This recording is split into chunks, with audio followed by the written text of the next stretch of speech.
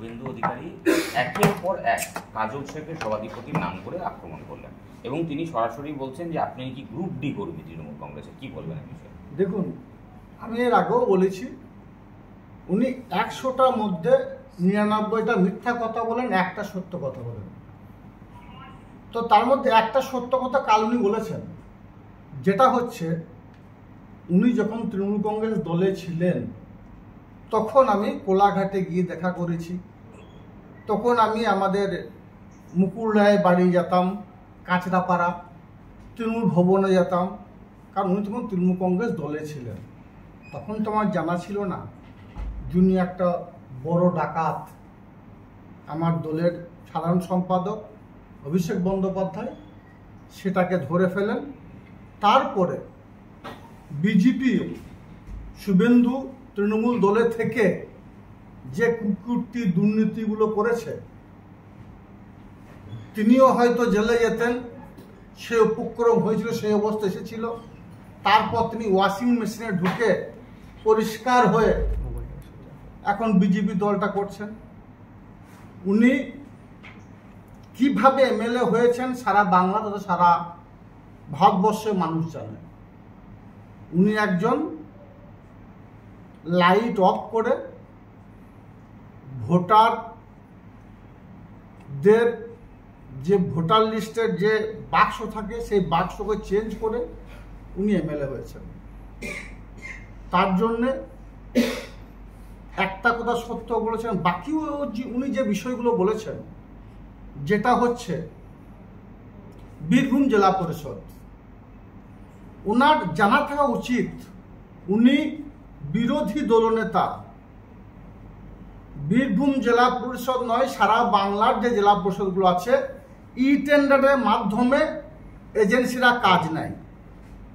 ই টেন্ডারটা কি যদি ওনার জানা না থাকে তাহলে ওনাকে বলবো একদিন আসুন বীরভূম জেলা পরিষদ, আপনাকে আমার আধিকারিকরা বিষয়টা বুঝিয়ে বলবে।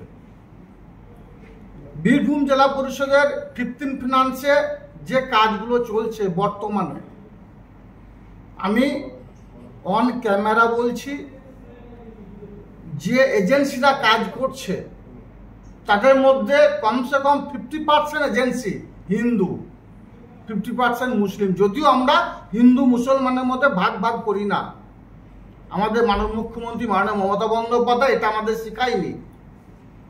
উনি 5th ফিনান্সে যে কাজগুলো হচ্ছে ওখানেও অ্যাবাভ 50% আমার সনাতন ধর্মের বিশ্বাসী এজেন্সিরা আছে যারা বীরভূম জেলা পরিষদে কাজ করছে। উনি একটা পড়ছি দেখে পরে পরে বলছেন, আমি বুঝতে পেরেছি, সারা বীরভূম জেলার মানুষ বুঝতে পারছে। ওনাকে কেউ লিখে দিয়েছেন, সেইটাকে পড়ছেন, বীরভূম জেলার খবর রাখেন না, আর রাখার প্রয়োজনও নেই।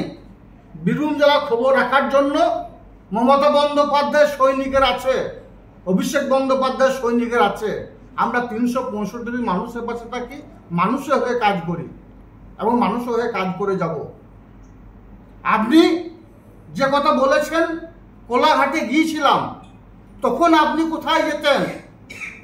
তখন হাওয়াই চটির নিচে আপনি থাকতেন, ভুলে যান না।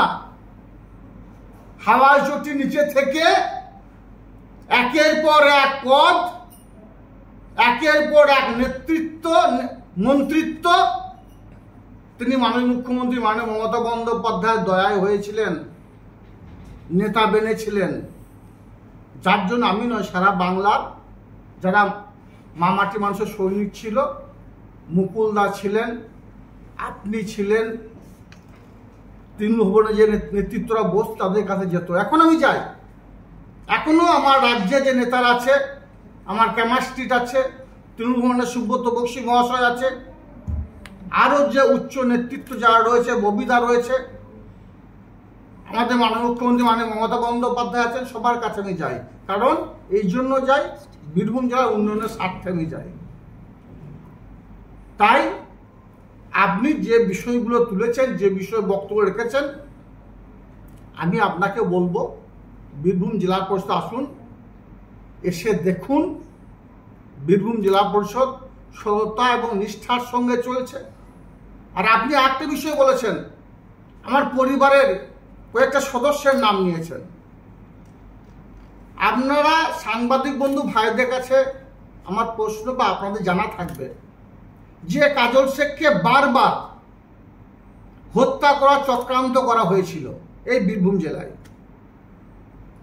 2021-এর প্রাককালেও বাংলাদেশ থেকে ভাড়াটিয়া এনে আমাকে হত্যা করার চক্রান্ত করা হয়েছিল। তারা বর্তমানে সিআইন জেলে এখনো আছে, সে বাংলাদেশ ভাড়াটিয়ারা। সেই সূত্রে সেই জন্যে আমাকে পরিবারের সদস্যদেরকে আমার কাছে রাখতে হয়, তারা আমার কাছে থাকে আমার সেফটি সিকিউরিটির জন্য।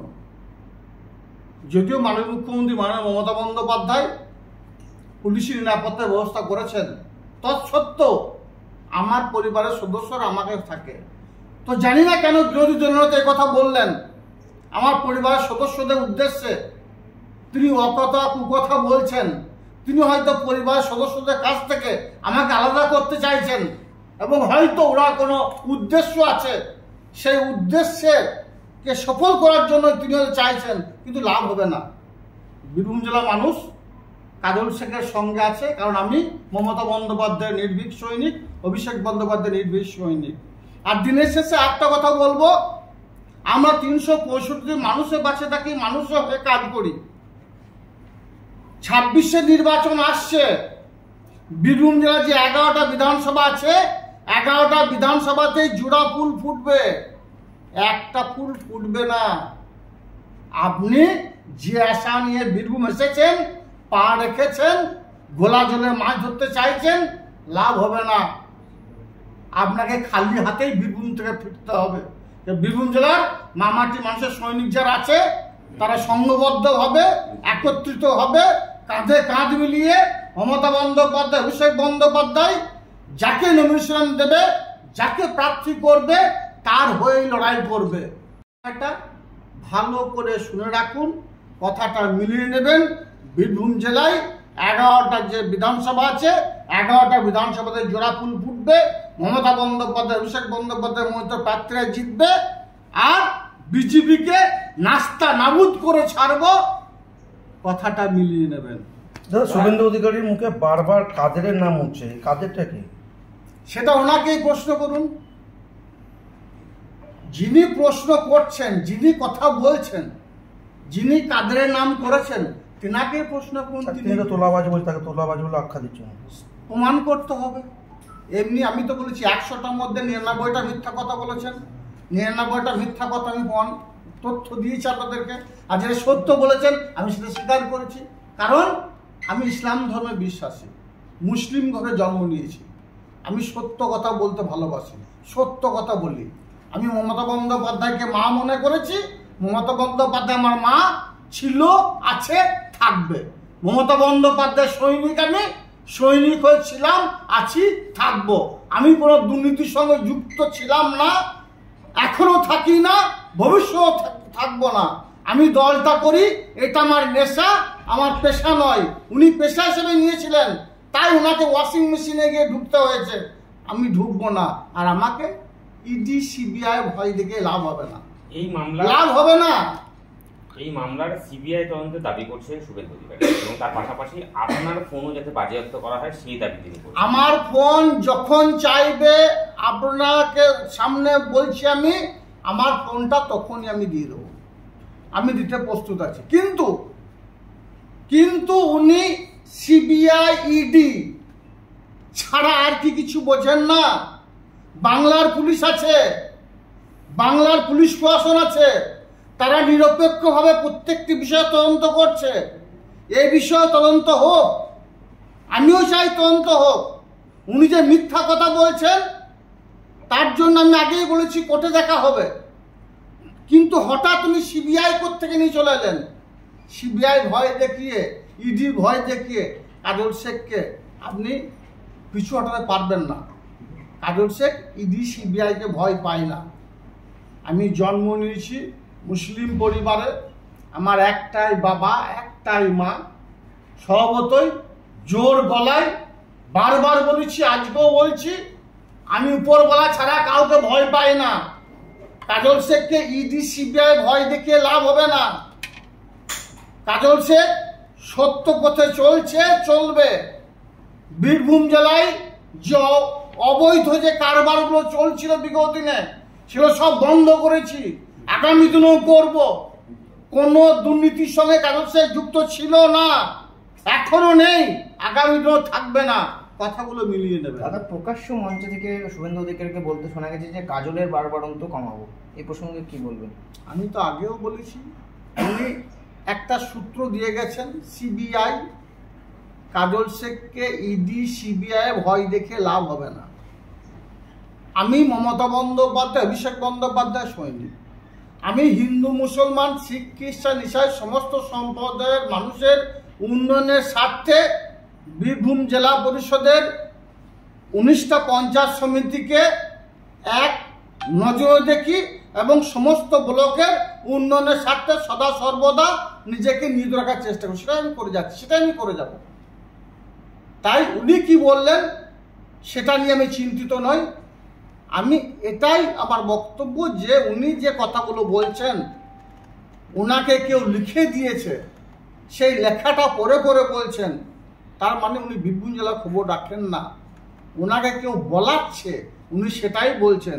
ওনাকে বলবো, আপনি বিরোধী দলনেতা আসন আছেন, একটা ভালো জায়গাতে আছেন, স্বভাবতই প্রত্যেকটি বিষয়ে খোঁজ খবর নিয়ে কথা বলা উচিত বলে মনে করি। আমি প্রত্যেকটি বিষয়ে খোঁজ খবর নিয়ে কথা বলি, খোঁজ খবর না নিয়ে কোনো কথা বলি না। অবশ্যই আমি একটা প্রত্যন্ত গ্রাম থেকে উঠে এসেছি, লয়ারের মাধ্যমে উঠে এসেছি, আমি সিঁড়ি বেয়ে উঠে এসেছি, লিফটে চড়ে নামিনি। স্বভাবতই আমার ঘাটে অনেক ঘাটে জল আছে, আমাকে ধমকে চমকে লাভ হবে না।